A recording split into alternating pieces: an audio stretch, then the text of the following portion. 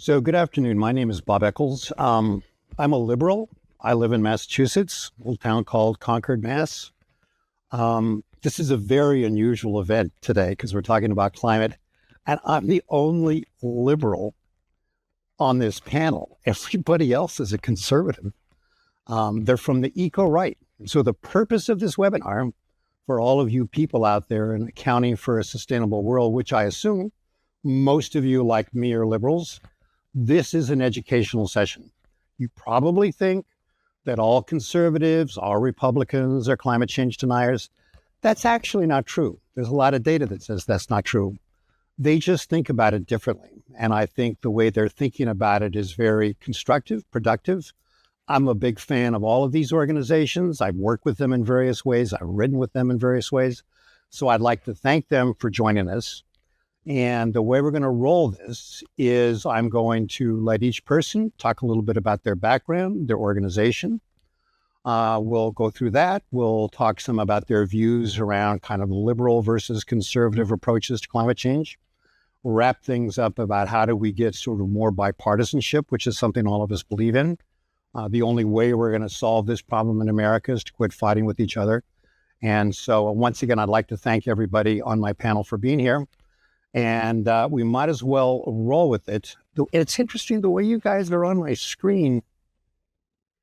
Alex, you're like in the center. And when I did that, thing with Dorothy ChatGPT, your organization was like the furthest to the right. So I don't know why you're in the center here. But Alex, let's start with you. You're the executive director of the Alliance for Market Solutions and doing a number of other things. So tell us a little about yourself and your story and your organization, and then we'll kind of roll from there. Well, Bob, I think it was furthest right, but most pragmatic or willing to and most engaged, the highest in engagement. You were like the furthest to the right. There was two dimensions. How far to the right? Nick's probably jealous since he's at 3C Solutions and came out of Heritage. You were the furthest to the right, and you were like way up there on engagement. It's very interesting. Yeah. So my story, I'm a Sovietologist by training. Worked in the U.S. Senate for 15 years. At one point, I was on the Senate Appropriations Committee. I was the staffer responsible for the budget of the U.S. nuclear weapons program. And I was out at Lawrence Livermore doing the program review when some of the weapons designers said they wanted to talk about something else. And we went off and had a multi-hour conversation about some of the climate modeling that they were doing and showed forecasts for California, the United States, and the world. That was in 1997, and I have remained close to the scientific community. So for me, climate change, first off, has always been a scientific phenomena that is actually relatively easy to model when compared to other things we model, like long-term market performance or life expectancy or other things. Certainly there's some uncertainty, but the bounds aren't that large. And so I have always approached it. My politics are conservative. I am very right of center. It causes me to think first about the economics of climate change, the imperative economic, political, and moral for abundance of energy, but also the need for the same economic, political, and moral reasons to address climate change. It drives me towards carbon pricing. 9 years ago, after running government affairs for the nuclear industry for a decade, I launched the Alliance for Market Solutions to convince Republicans that their climate orthodoxy had to move from denialism to acknowledgement and engagement. We can go into the results of that 9 years worth of work later in this conversation, but simply put, I stopped counting when I had had 600 face-to-face meetings with Republican members of Congress. And my assessment right now, what I generally do in those conversations is I start not by lecturing them, but by asking them questions. My best opening line is, are you seeing what I'm seeing? And almost in every case, Republican members of Congress see at what I call a Today Show level of acknowledgement that the climate is changing. They see the stories, they understand. What they are really struggling with is what to do about it in a manner that is consistent with their values.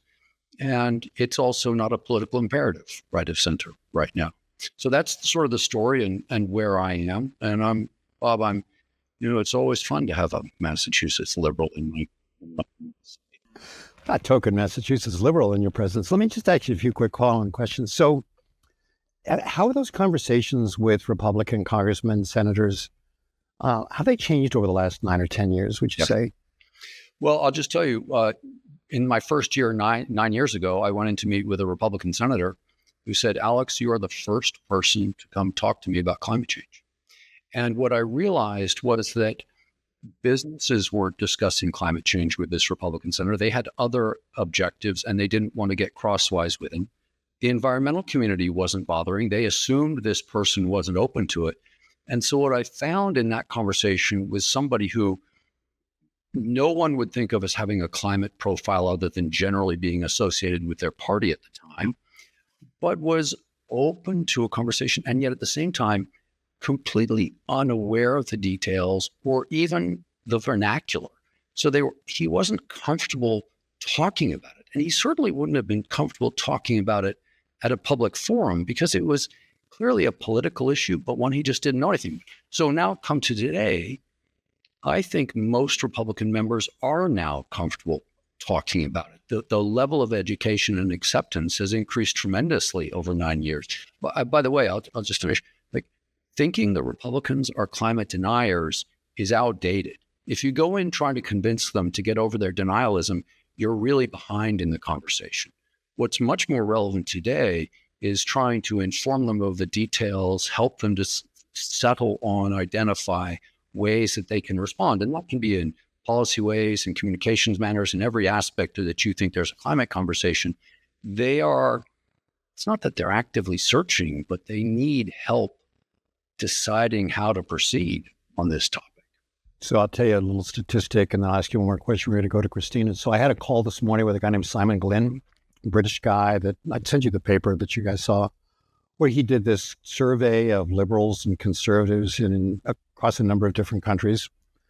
So here as a liberal, there's kind of good news and bad news in this. I mean, what he concluded was that there's more conservatives concerned about climate change than liberals, when you kind of look at the percentages. And one of the things driving it, so that's the good news. The bad news, there's just more conservatives than there are liberals. And the way the Democratic Party is going, you guys are going to be winning for a long time. But that's very instructive, right? And a lot of it comes down to language, and we'll talk about that more.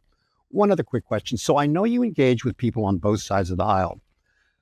Today, not 9 years ago, what's the difference in the conversations about climate when you're talking to Republicans versus when you're talking to Democrats? Well, so my goal is to convince Republicans to address climate. A number of Democrats find me interesting because they come to me and ask me to explain their Republican colleagues to them, right? So what is this person thinking? I tell you, from those conversations, what I'm beginning to understand is that the left is really struggling with the fact that we have gone past 1.5 degrees C. That despite all of those exhortations and whatever you think of the policies that have been implemented around the world in the United States, the goal of limiting climate change to 1.5 degrees C is not achievable without such draconian policies as to clearly be politically unacceptable. So my view is that the left is really struggling with what the next evolution in their thinking is. And to me, what it does is it creates this opportunity because there's dynamism to the left and to the right. And maybe through that process, we can identify a more constructive path forward. Cool. So Christina, you're, for better or worse, Christina, you're on my left. You're like as far left on my screen as you can go. But this is Christina Baworowsky. She's the Senior Vice President at Citizens for Responsible Energy Solutions. Know you guys pretty well like what you're doing. So tell us a little bit about yourself. I learned before that, you interned with Alex, you interned with Nick, you kept getting a better job. So now you're at Cress. So tell us a little bit about yourself and Cress and what you guys are thinking, reflect on anything Alex said, do whatever you want. Absolutely. And I should preface that it was well over a decade ago that I interned for Nick, and about a bit more than a decade since I worked for Alex. So I think I have indeed gone in my career, but I will say thank you to both of these gentlemen for helping me figure out that there is a way to be in favor of clean, innovative technologies, but also be authentically, a Republican and a conservative. Even though I'm on your left, I would say, we are a right of center organization. We do give conservative options to members in order to support kind of some of these climate goals that we all have. And I think like one of the big things that I would mention is a lot of Republicans are direct stewards of the land, right? So they're the folks who are farmers, they're, foresters, they are, seeing firsthand the effects of droughts, they're seeing the effects of wildfires. And so, to say that Republicans don't care about climate, I can't underscore Alex's point there enough. It's, innately impacting their day to day. So the question then becomes, what solutions can we offer in order to kind of, help, combat these macro impacts of climate change? And that's, I think, the whole focus of what our organization does every day is it tries finding that silver lining where we all can agree. And, sometimes it means getting less than what you would get if you were trying to run it unilaterally. But we pride ourselves on working with both sides of the aisle because in order to make policies long lasting, they do need to be bipartisan. And I think that that's very evidenced by kind of the treatment of the Inflation Reduction Act during the recent reconciliation debate. These were policies that previously had been bipartisan. They became polarized. And then, you had a lot of folks who were trying to decrease and shift policy direction. And so a lot of what Cress is trying to do is try to bring it so that those pendulums swing less wildly. But also, I agree with Alex, right? There is not a very good way of speaking about being a Republican who believes in climate change. When I say it to people, they kind of laugh at me. They're like, what? But the reality is, where we were a decade ago is not where we are today. You see the Conservative Climate Caucus. You have a substantial amount of Republican members acknowledging the role of climate in coming up with ways to make it better. So I think that's it's the third largest caucus in the U.S. House. And so where we were a decade ago during the president's first election versus where we are today is definitely shifted. And I probably have to be grateful that others were there kind of forcing that conversation away from kind of the denier perspective. But now it's kind of in the, all right, what forward-looking policies can we be in favor of? Republicans are champions of innovation. And, to acknowledge that we've probably missed that 1.5 degrees Celsius goal is factual.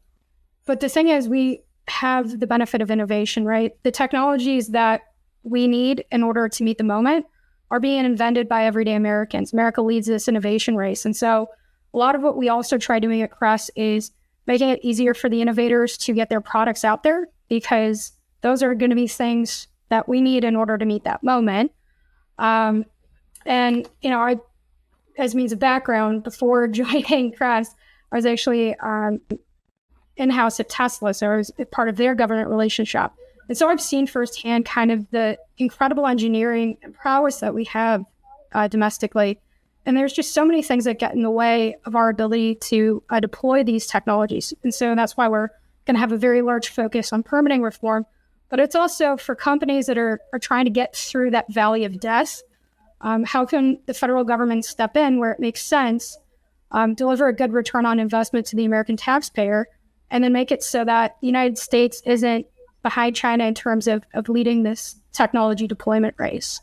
So that's a little bit about what I do every day, but I'll pause there. Let me ask just a couple follow-up questions. So the name Cress, where does it come from? Citizens for Responsible Energy Solutions. Tell us a bit about that. Well, I think when Heather and James were trying to figure out how do we create kind of a place for Republicans to talk about climate-friendly policies, but also be in favor of something, that's what a responsible energy solution is, right? It's something that makes our nation more economically competitive, more secure from, a supply chain perspective, but also it's something that encourages affordable, reliable abundance, right? So what's responsible? It's like, how do we do the things we used to do very well, but cleaner, better, and faster? That's kind of what I think of as a responsible energy solution. But the name Cress essentially, is one that is encouraging an environment where we can solve and make progress on our future, as opposed to kind of saying, this is what we're going to get. So it's a fun name. One other little question. I remember last year, I think I invited Heather, your CEO, to an event in Climate Week. And this just kind of symbolizes so perfectly the kind of bifurcation. And she said, well, thanks, Bob, for the invitation, but we have our own event that week. So I get together with all of my liberal friends, in New York for Climate Week, and you people are off doing whatever you people go off and do.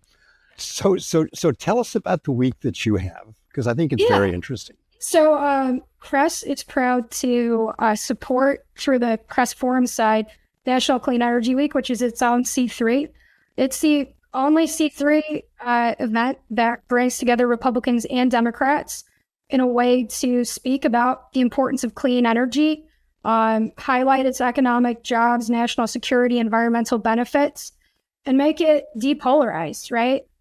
During the first administration, we saw that a lot of renewable technologies were under attack, partially due to misinformation. And so we saw a need as an organization to establish NCEW. And now we're on year 9.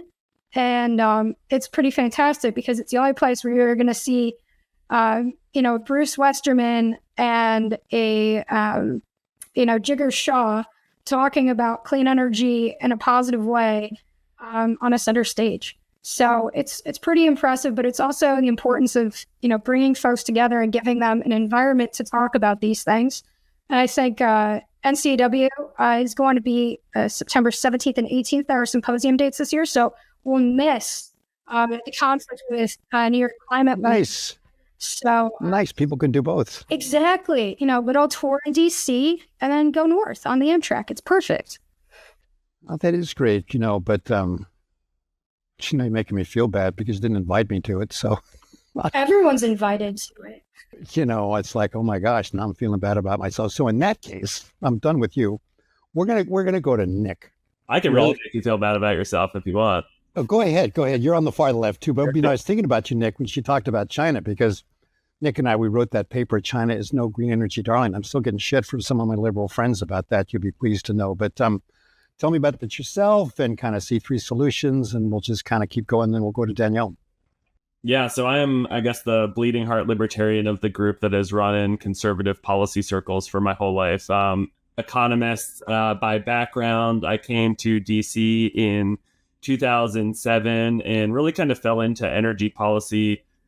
And it was right when the cap and trade debate was going on, and we had a presidential election where both candidates were supporting pretty similar climate policies. Both McCain and Obama had cap and trade plans. And there was some support for Republicans having a climate policy, but it was quickly kind of panned as a big government policy. This is going to raise energy bills. Candidate Obama at that time had this quote that kind of ran wild among Republicans when he said, under my cap and trade program, electricity rates will necessarily skyrocket. And I think that became kind of the genesis of skepticism among Republicans for climate policy. To touch on a few things that Christina and Alex said is, yes, this is a science challenge. Yes, it's a technology challenge. Yes, it's an economic challenge. And it's also a political economy challenge. And if you look at where Americans prioritize climate change as a policy issue, whether you're Democrat, Republican, independent, it tends to fall near the bottom of priority lists, where jobs, the economy, cost of living, especially now in an era of elevated inflation levels, are at the top.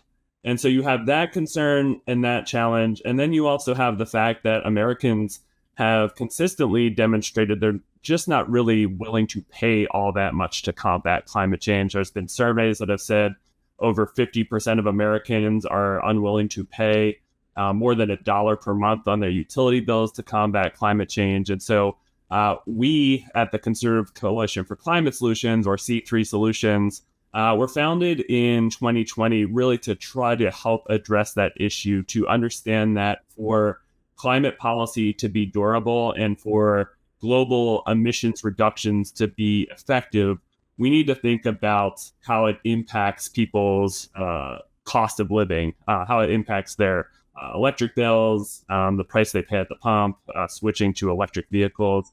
And we really think that technology and innovation can help drive down those cost curves for innovative technologies, for even the mature technologies that we know have had cost declines. And so we're very technology agnostic, and we are focused on what we think are good economic policies that have climate co-benefits, understanding that for our climate policy to be durable and effective, we need to make it in the economic interest, not just of families in the United States to pursue low carbon and zero carbon energy technologies and resources, but really for the developing world where a lot of the emissions growth is going to come from. Yes, the United States and the developed world has been the largest historical emitters, and we need to take that into consideration. We also have to recognize that there is a lot of energy poverty that still exists in the world. There are a lot of people that are still living in energy impoverished environments in developed countries, including the United States. And so we feel this is a real opportunity to capitalize on this kind of energy abundance agenda that this administration has championed, but also kind of the abundance agenda that more folks on the center left are embracing, to understand how can we build things faster, how can we innovate more, and how can we truly drive down these costs of innovative low carbon technologies. So it really makes a difference, not just in the United States, but around the world. Let me just follow up, because you've mentioned technology and innovation. Christina did as well. And you guys have seen this piece. If I had to put in a soundbite, the difference between the left and the right in terms of theory of change, on the left, it would be the finance sector is going to, bail us out. And on the right, it's going to be technology is going to bail us out. And I'm obviously oversimplifying. But it's interesting to me that on the left, you hear about solar, you hear about wind, and that's about it. I mean, you guys look a lot at geothermal. You had that nice newsletter that I think it was on Friday, you wrote a piece on geothermal and nuclear. So, and I know other kind of technologies, carbon capture, storage, and so forth. Talk a little bit about kind of what your views are and the kind of things that you're exploring in terms of these technologies. Yeah, and give a quick plug to our news magazine, city3newsmag.com, where we do a lot of writing and commentary on both innovation and the people behind the innovators, whether it's people kind of in their garage tinkering with new technologies or big corporations who are investing a lot into clean tech, as well as political commentary. And I think it's important to approach kind of technology innovation with a lot of humility, is that we don't know where the next innovation is going to come from. And that's why we need to take as many swings as possible, whether that is through things like the DOE Loan Guarantee Program or basic R&D at the national labs at the Department of Energy, but also for allowing a policy environment that encourages and incentivizes investments in new technology. I don't know what the future of energy looks like, but I know that hydraulic fracturing helped reduce emissions more in this country and helped the U.S. become a global leader in emissions reduction.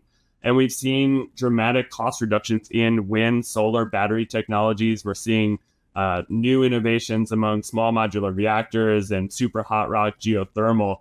One of those technologies could really kind of thrive and blossom in ways like the fracking revolution did. I think the important part of policy is to make sure the government doesn't stand in the way, that we do have onerous and bureaucratic permitting systems. We tend to have higher regulations in certain instances that thwart innovation and investment. And so to kind of let 1,000 flowers bloom in the innovation sector and not have these resource and technology biases. And, to be clear, Republicans are guilty of this as well. We've seen that in recent weeks and certainly in recent years, where political favorites and technology favorites tend to create this swing back and forth among preferential treatment for various technologies. I'd rather see all that and gotten rid of, and we kind of have policies that raise the water for all ships to allow them to compete and to innovate in ways that truly meet the needs of consumers and address our environmental ambitions. Cool. So Danielle, you'll be pleased to know you're on my right. Like you're on my right. You're far to the right of Christina and Nick, and a little bit to the right of Alex. So you're kind of where you belong. I think what you guys are doing. So Danielle, Franz, CEO of American Conservation Coalition, what you guys are doing is fascinating.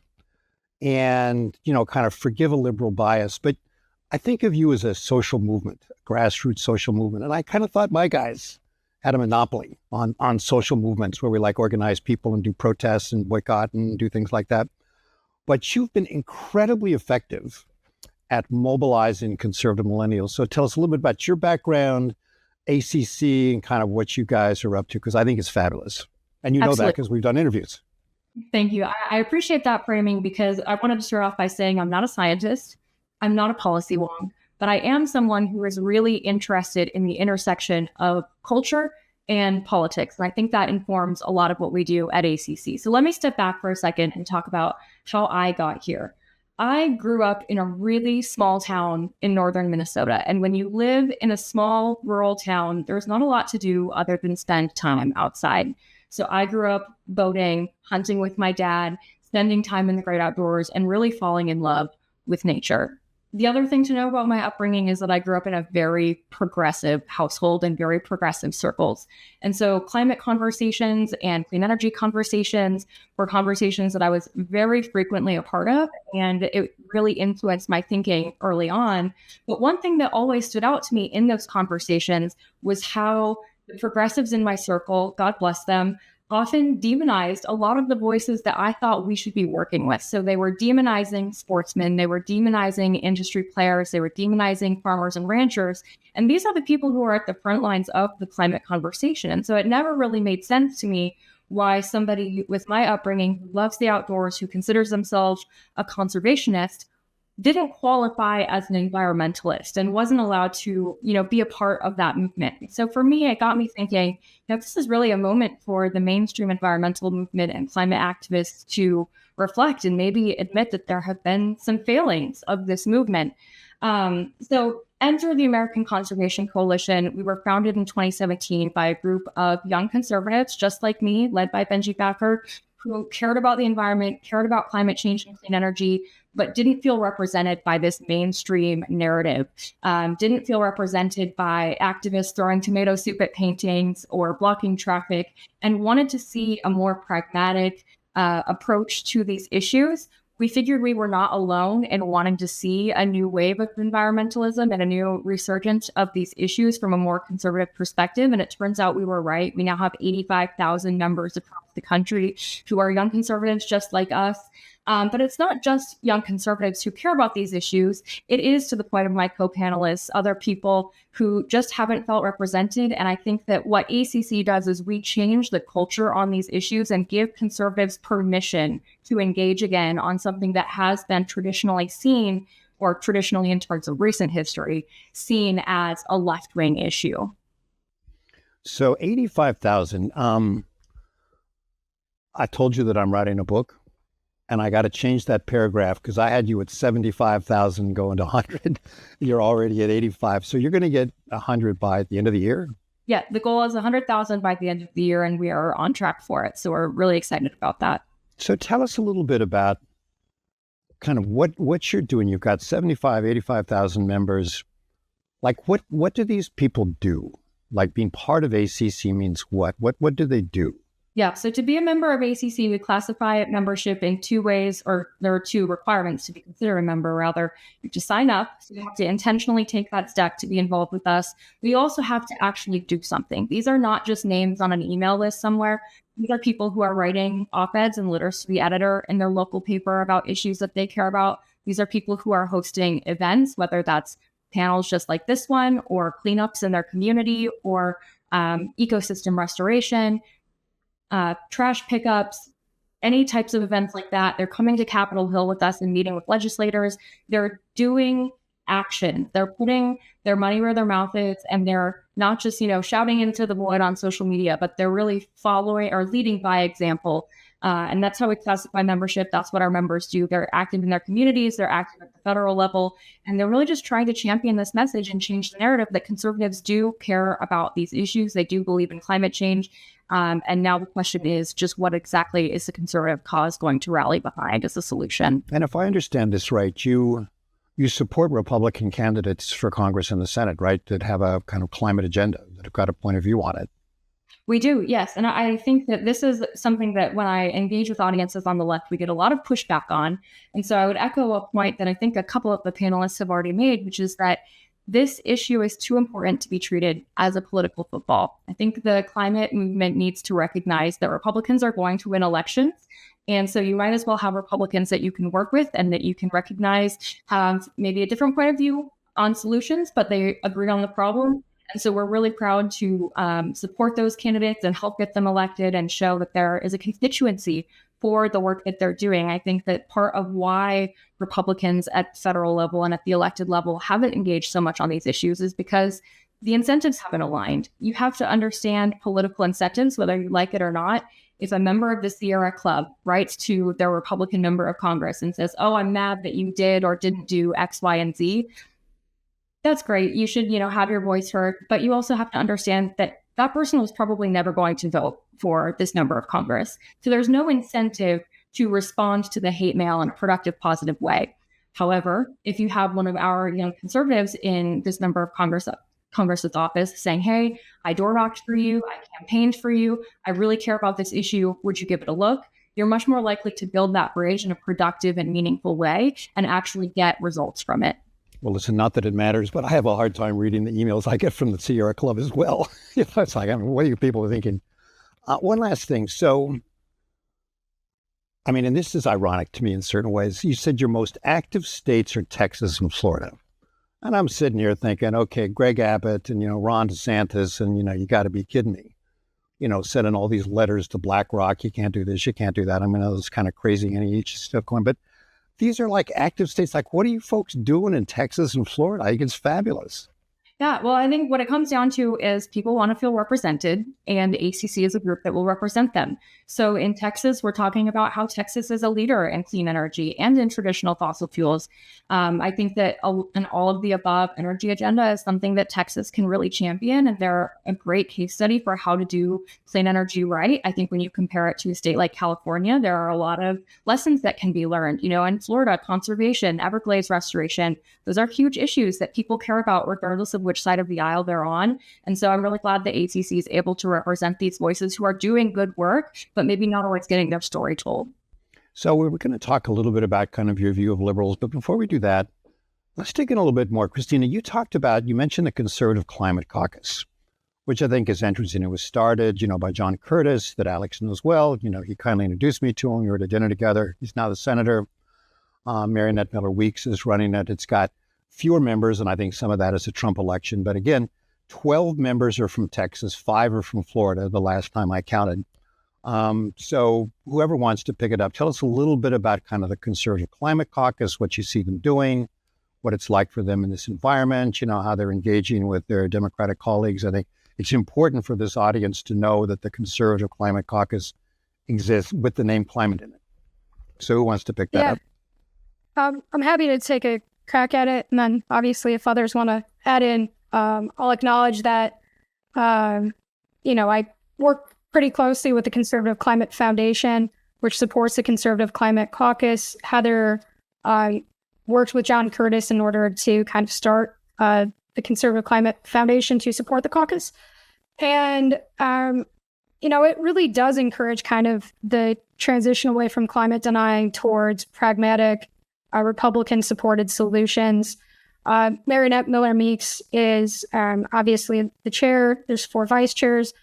And if you're looking in terms of just like impact, bringing people to see things so that they understand it and combat misinformation is incredibly impactful and important, right? In a time where we have a lot of misinformation on technologies, and I just fully echo Nick's comments about being technology neutral, there's really a time and a place for everything, right? We need an all of the above strategy because what works in the Northeast will not work in Texas, will not work in California, right? We have different geographies with different requirements.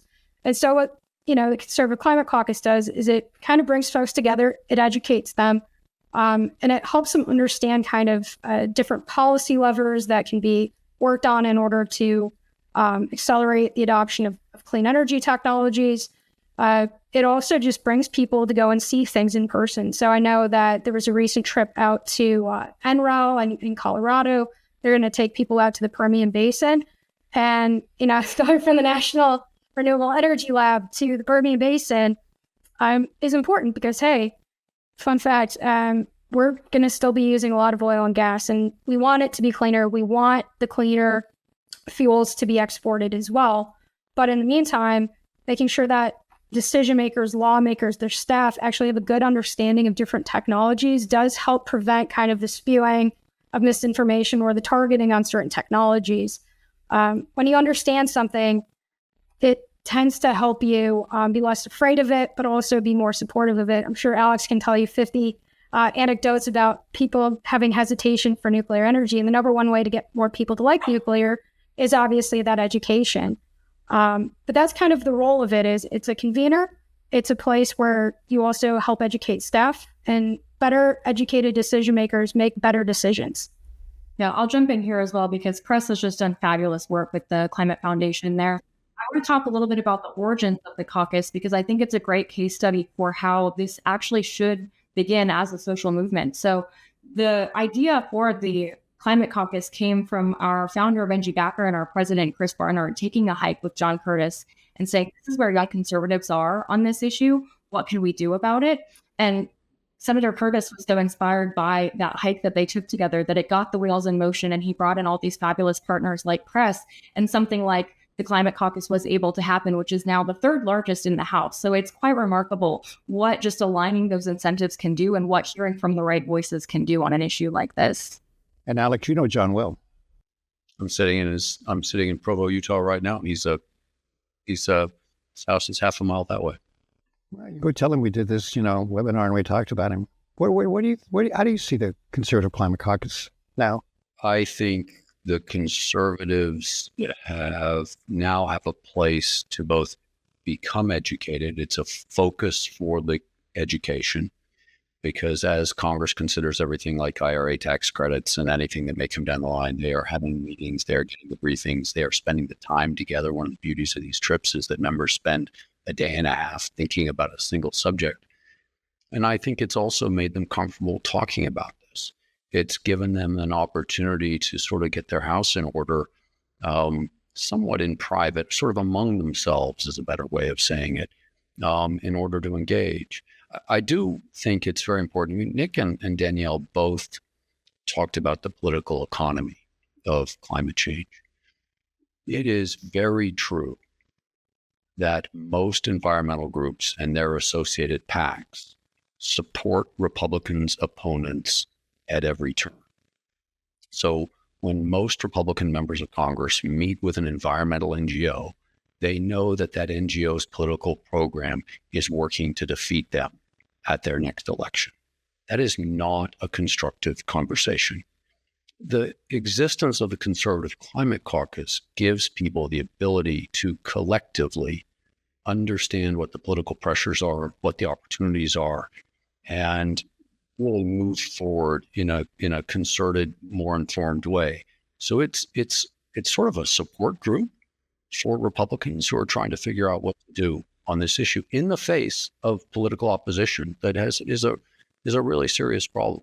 Yeah, just to add on that real quick is one of the things I think that's interesting is, conservative climate policy certainly doesn't operate in a monolith. I mean, you could ask us, the four of us here, about different policy options, and we probably have disagreements in these four groups about what we think is the best constructive climate policy forward. In the Venn diagram, though, there's a lot of overlap, but I think one of the things that's been really interesting about this caucus is that certain members have policy priorities based on the state they live in, the district they live in, and the constituents that they care about. And that could be advanced nuclear, it could be forest management, it could be regenerative agriculture, it could be carbon capture. The list goes on and on. This gives those members an opportunity to talk about the policies that they care about that are important for their state and district, and share that with their Republican, counterparts, and understand that they can help bring them along.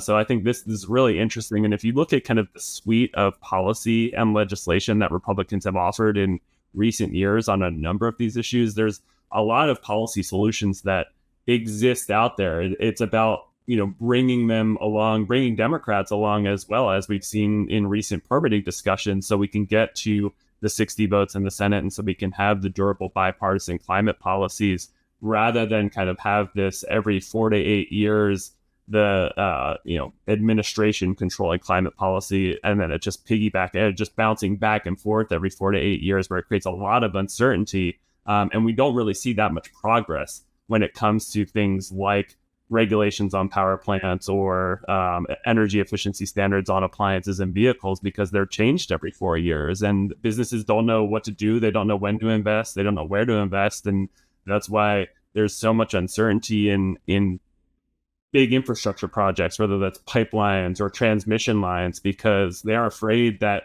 an administration change is going to leave their policy and leave their project just on life support. And we've seen cancellations from this administration. We've seen cancellations and pauses from the previous administration on certain projects. And that is not a durable economic policy. It's not a durable energy policy, and it's not a durable climate policy. No, I think this pendulum going back and forth is one of the biggest problems, right? Because it's like, tit for tat. And then we've all talked about the need for bipartisanship. And you're right about, we could take carbon pricing, just on this panel. Some people would say yes, some people would say no. Some people would say we don't have a position on that. So it's like, just because you're all conservatives don't mean that you agree with each other. So you talk about the Democrats permitting, hardly talked about on the left, really, and really important issue. You got all this renewable energy you can't get into the grid. The Ecoright is, relatively new compared to the left, fairly small. We've talked about this in terms of funding and stuff. You're kind of becoming more recognized. There's a conservative climate caucus win. What's it like when you go and you talk to my liberal friends that are big into climate? And they say, hey, glad, here's a Republican that actually believes in climate change. Or they go, Republican, I want to talk to you. I want to go throw tomato juice at a painting the way, Danielle was talking about. What's it like trying to engage with the left on climate change? Can I answer that very specifically? Because I do exactly that. Here's a Republican. The left needs the climate community has to support Lisa Murkowski. Because she's from Alaska, because she's experiencing climate change, she is one of the very best Republican policymakers when it comes to climate. Whether she takes exactly the position that any climate NGO wants or not, she is one of the very best. She will also always support opening ANWR for increased oil and gas production because she's an Alaskan. And the climate community has to understand that that's the sort of Republican that they need to work with. Going to battle against Lisa Murkowski, it contributes to the long-term variability in climate policy. It flames the fires of political conflict that we all need to work to tamp down to figure out something in the middle. That's the one that I always lead with. Until the environmental community decides to stop using climate as a political weapon, and a lot of the groups are just using it as a political weapon, and I'll be specific. The Sierra Club, to me, is not a climate organization. It's a political organization that works to attack Republicans. There are some that are closer to the center that I think are a little bit more pragmatic. But until the left begins to de-escalate the politics, stop attacking people like the Lisa Murkowskis, and understand that they are the vanguard of productivity on climate, we're not going to get anywhere. I have another story that I can add in here. I was speaking to a reporter from a very progressive outlet a few weeks ago, and towards the end of the interview, she asked, you do these interviews a lot. Is there anything in the framing that you find journalists get wrong? And I said, well, yes, actually, I think most of these stories come from the framework that all Republicans are climate deniers. And I don't think that's a productive place to start. The article came out, and of course, no mention of that. And it was framed like all Republicans are climate deniers. And so I think that is probably the biggest frustration that Republicans and conservatives have on these issues is we're trying to have real conversations in good faith with people and are just consistently having to do this myth busting that no one really wants to take our word for anyways.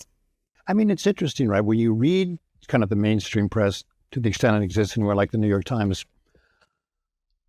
they have an implicit point of view and bias, even in the reporting, not the editorial, that I'm not even sure they know is there. It's like, they don't just describe Chris Wright as MIT grad, president of Liberty Energy, he's fracking executive, right? So just that, okay, fracking executive. So now he's a bad guy. And I think this problem on the left, how to get past this, the fossil fuel things for a lot of people that's like the litmus test of purity. And I agree with you, Christina. We're going to have fossil fuels for a long time to come. They should be cleaner. We should have carbon capture. How much of a problem do you think it is this just almost ideological lockdown against fossil fuels to be able to engage with people on the left? I mean, I witnessed this a lot, and in a previous life, I was at the tip of the spear for electric vehicles and electrification. So you might be like, how do you go from that to being more open about it? And I think it goes back to Nick's point about scale and developing nations, right? The United States makes cleaner, more environmentally friendly fuels and resources than every other nation. So when we kind of pretend that we're stopping using this stuff, what we're really saying is we're okay with its supply chain, as opposed to, this idea that this is all going away. Like if you talk to the folks in like Nordic nations, they're not talking about banning fossils. They're talking about decarbonizing the footprint to the extent humanly possible and then supplementing it with clean energy. But the idea that you're doing a full fossil ban, it's just not based in reality when we just think about the amount of, petrochemicals we need, pharmaceuticals, et cetera.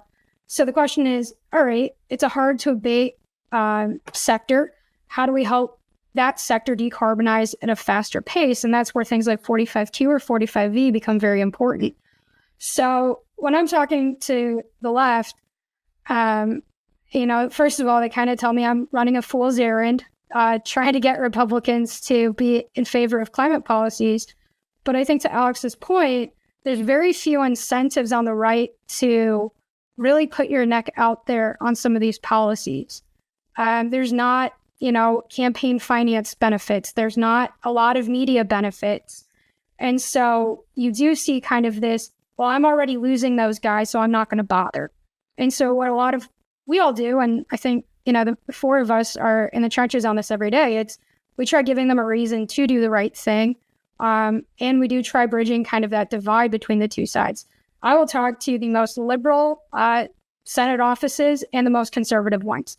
And to Alex's point, a lot of the conservative ones have never had a conversation about it. And so if we're not trying to bridge that, it gets bad. But in terms of like there being things I can't figure out to make progress on, I very rarely have really failed to find common ground with people who are diametrically opposed, because it doesn't take rocket scientists to realize that we've got issues in terms of how long it takes to build stuff. It doesn't take a rocket scientist to realize we need a lot more electricity in order to meet AI demand. We're just debating the policy metrics of getting there. And I think groups like ours, they really do try to help build a place for that conversation to go forward. Well, can I jump in? I think Christina made a very important point. When I meet with Democrats and Republicans separately and in private, I actually think they are politicians first before they have a party affiliation. In all cases, they support abundant, affordable energy. No one wants to cut off any sort of energy and drive a price spike. I mean, that when gasoline prices start to rise, it becomes the number one story on the nightly news. And that affects politicians. But, Democrats call for releasing oil from the Strategic Petroleum Reserve when there's supply disruptions just as fast as Republicans do. What you find is that the Republicans default to thinking about abundance with an emphasis on fossil, and the Democrats default to talking about abundance with an emphasis on renewable energy. I think one of the really interesting places where there's beginning to be a separation and maybe the opportunity for a convergence is on, and you mentioned it, permitting reform.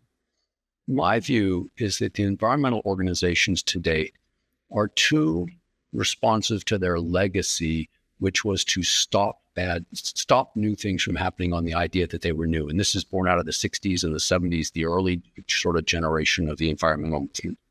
My assumption today is that if we could build new stuff, it would be better than the stuff we have. That if we just did an agnostic, we are going to build new energy infrastructure to respond to data center demand, or simply to update the fact that a lot of our infrastructure is more than 50 years old, I think we would get a better energy system in this country than we currently have. And that's why I think there's an opportunity, if we can reach agreement on permitting, to replace and expand what we have. I think it's the place for a new political alignment that is more responsive to climate, not necessarily for all participants because of climate, but I do think the result will be beneficial for the climate. Yeah, and if I could just pick up on that, I think that's where you are seeing some agreement between the left and the right. I mean, Ezra Klein and Derek Thompson's Abundance book. You see Matt Iglesias, a progressive blogger who used to work at the Center for American Progress, now has his own Substack. They're all talking about this and the importance of not just affordable energy and decarbonization, but also for housing. And there's a recognition that, especially because low carbon and zero carbon technologies are cost competitive, it doesn't have to be this debate over whether we need 5 or 10 more years of a wind production tax credit or a solar investment tax credit. It's actually the fact that, it takes decades to build a mine or get the critical minerals necessary for the clean energy technologies, or that the National Environmental Policy Act, or NEPA, disproportionately impacts renewable projects and transmission projects compared to fossil fuel ones. And that when we looked at the interconnection queues of getting this renewable and clean energy technologies online, it went from like 2 years, a decade and a half ago. Now it's over, I think, 5 years or close to 5 years now, except for in Texas where they're more competitive.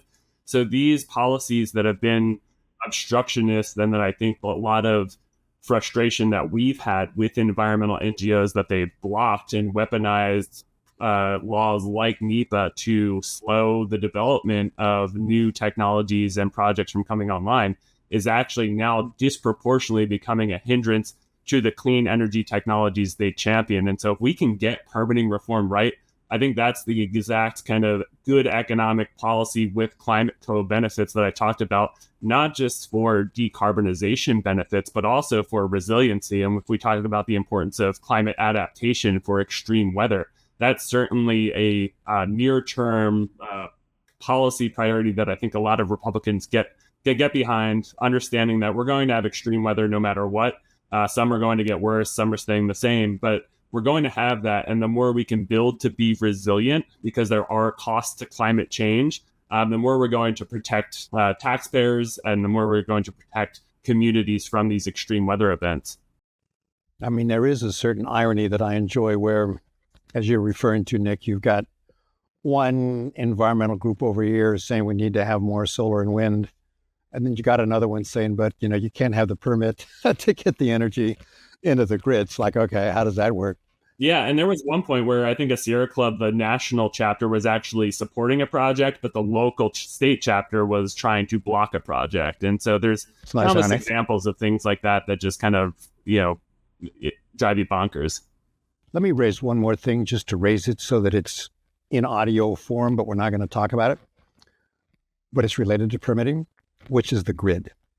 And Alex and I have had conversations. It's really complicated. It's a mess. You were talking about infrastructure, Alex.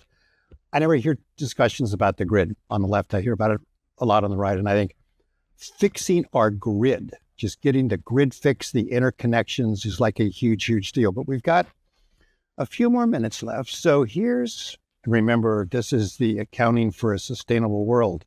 2,000 people. Maybe there's 10 or 20 conservatives that are going to listen to this thing until you guys put it on your website. So here's a good opportunity to send a message.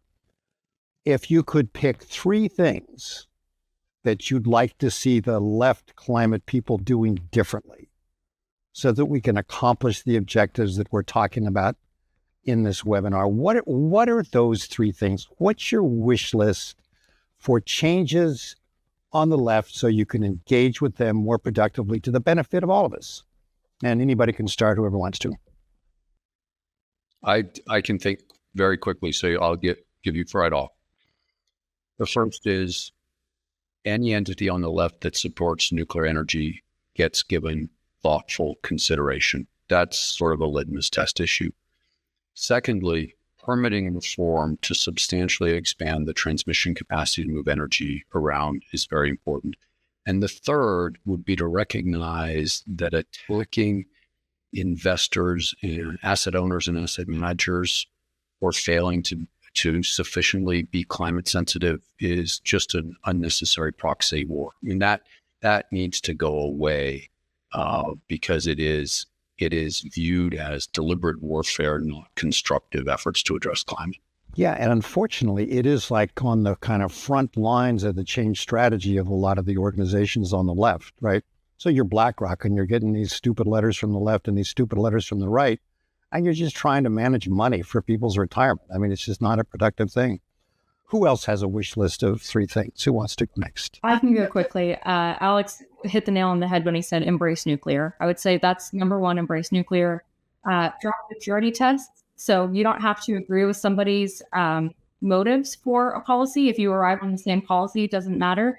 And then get rid of the all or nothing mindset. You know, we're not going to transition from fossil fuels overnight. So what does that in between look like?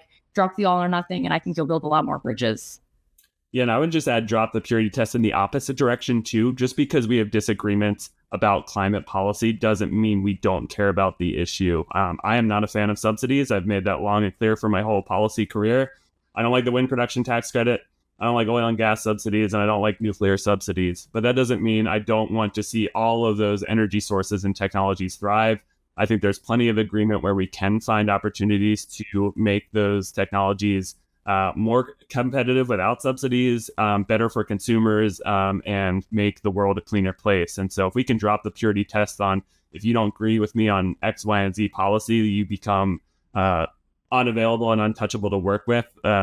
We find a lot of opportunities to work on the margins. And I think that's when the most effective climate policy gets done. Yeah. So I think the 2 things that I would focus on, because the 3 were kind of handled very well by Nick, would be, 80% of the time I might disagree with someone, but on that 20%, it is in the best interest of the country to find an agreement. So I think my big encouragement to those on the left and the environmental community would be really looking towards that 20%, because we have some things that we just need to fix. The obvious choice for the immediate future, to everyone's point, would be permitting reform. It's just taking way too long to build anything, and it is preventing us from meeting our energy goals. So that would be kind of my big addition, but I overarchingly agree with Nick, and that's kind of what I would be focusing on if I had a magic wand. So last question, we've got a few more minutes. So here we are, not that long into the Trump administration. It's going to roll for another 3 whatever years. It's clearly a frothy time when it comes to climate topics, but we all have agency. What for each of you would you like to see happen? Because I think progress can be made.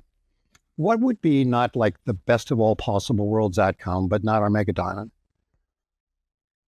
What would be good to see we could do together over the next, remaining years of this current administration? What should we be trying to do together? I'll go first. I think getting permitting reform, we talked about it kind of ad nauseum already, but if we can get a bill to the president's desk that actually addresses some of the structural problems with the National Environmental Policy Act specifically, really reining in the judicial review and holding these projects up in court for years on end, I think some legislative fix to NEPA can go a long way in providing business certainty and the investment necessary to drive energy investment forward. And then secondly, I'm really hopeful in using the Department of Energy's assets to really spawn more innovative technologies. As Christina mentioned, we've got this tremendous national lab assets that can bring energy innovation to the forefront. We've got programs like the Loan Guarantee Program. I still want to see that used on things like advanced geothermal and SMR technologies and things that the private sector isn't ready to fully fund. I think there's a real opportunity there that we can showcase, despite kind of what's happened in the concerns over DOGE and some of the institutional quality losses of the personnel, that we can use that state capacity in an efficient way to drive energy innovation forward. Yeah, I think that Nick is spot on. I would also add, I think there's a lot of opportunity in the conservation space to do work that has bipartisan support and climate benefits. President Trump just signed the Make America Beautiful Again executive order, which specifically wants to focus on things like forest management and natural climate solutions. And those are less contentious than the big climate conversation, but just more achievable given this political context to focus on conservation and have those climate benefits. I would also just add in, in support of the permitting goals and in support of kind of the conservation goals, one of the things that we're also going to all be able to work together on is kind of like, how do we win this AI race, right? So in order to win that, you need a lot of affordable, abundant electricity. That does open kind of conversations to address some of the macro grid issues, but it also, kind of helps us get to a point where the permanent conversation becomes so necessary, because if you don't fix that today, we know exactly where the cliff's going to hit us. And so I think framing it in a way where it's like, we see this macro problem, we both need to adjust this in a timely fashion, does kind of give momentum. And then in support of that, that is kind of like our domestic manufacturing conversations. It is the fact that we want to ensure a lot of these technologies. So I would say that those are areas that I would also add in addition to what Nick said and Danielle. So Alex, in our email exchange when we were setting this up, you accused me of ageism. And so I want you to know that there was no intended ageism. And so we're going to let you bring it on home, not because of age, because you're so much younger than I am, man. It doesn't even count. You can bring it on home because you sort of dressed up nicely in a blue sport coat. So Alex, I'm giving you the last word, man. One day I'll be able to lift half of what you do, Bo. Last week, the Department of Energy issued a report by 5 scientists that was contrary to the consensus on climate change. And the press has been very critical of that report, and as have some. I finished reading it this morning. I agree and disagree with portions of it, but I think everyone should read section 12.1, which is the concluding section that discusses the scale of the climate challenge and the fact that none of the policies we have been discussing to date actually reduce CO2 concentrations in the atmosphere, and that we are going to have a climate problem no matter whether we do my beloved carbon tax or a cap and trade or deploy clean energy or other things like that. When we look at global population growth and global economic growth, we have a condition that has to be managed rather than a problem that can be solved. I think the discord that the Trump administration is causing should be a time for some very serious reflection about the nature of man's desire for energy, the moral and economic imperative to provide more energy, and the fact that we have a condition we're going to have to manage, we do, rather than a problem we can solve. And if we can come out of this really ugly conflict with a better appreciation for the nature of the problem, I think it might actually be 4 years. Can I add a quick cherry on top of that, because I thought Alex was going to mention it, because I've heard him talk so eloquently about it before, is also, given the economic fiscal condition that we're in, I think, that is something as conservatives we care a lot about. And look at, both the previous administrations and Trump 1, like not very fiscally responsible parties and on either side. And I think we also need to think critically about how we are going to address this in a way that is not just makes sense economically and is good for consumers, but is also fiscally responsible. Good point. Listen, thanks to all of you for your time. It's great working with you. Thanks for doing this. I've got follow-ups to do with each one of you. And with that, we'll call it a wrap.